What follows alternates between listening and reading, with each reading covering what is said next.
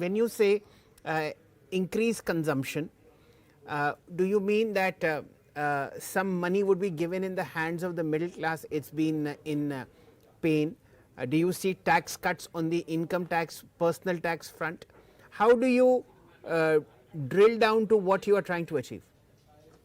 Yeah, I think tax cuts is the most relevant way to look at it. If you look at the data, personal income taxes are higher, though we are still a very nascent number in terms of the total taxpayer base. But I think that if you want to enlarge the taxpayer base, that is something that needs to be looked at. If you look at US, I think largely the major changes have happened there in terms of economic growth and prosperity when you want to include the masses. It was when they increased the low bottom of the pyramid wages. So I think India could even look at doing something over there, because if you look at income inequality, that's a problem that has been growing leaps and bounds for quite some time now. So the bottom of the pyramid has to be addressed well. That is something the government should look at.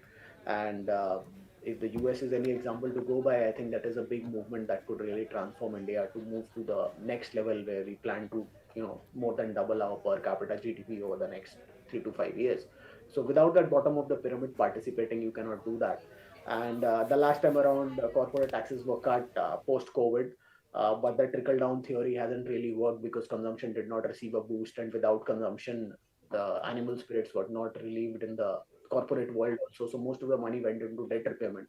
So corporates are stronger. I think there is a high probability that the middle class or the mass, basically, the taxpayer, individual taxpayer, gets some relief this time around to spur consumption. I think that would that would go a long way in spurring consumption, and that would in turn, realign the animal spirits in the capex side of the private companies.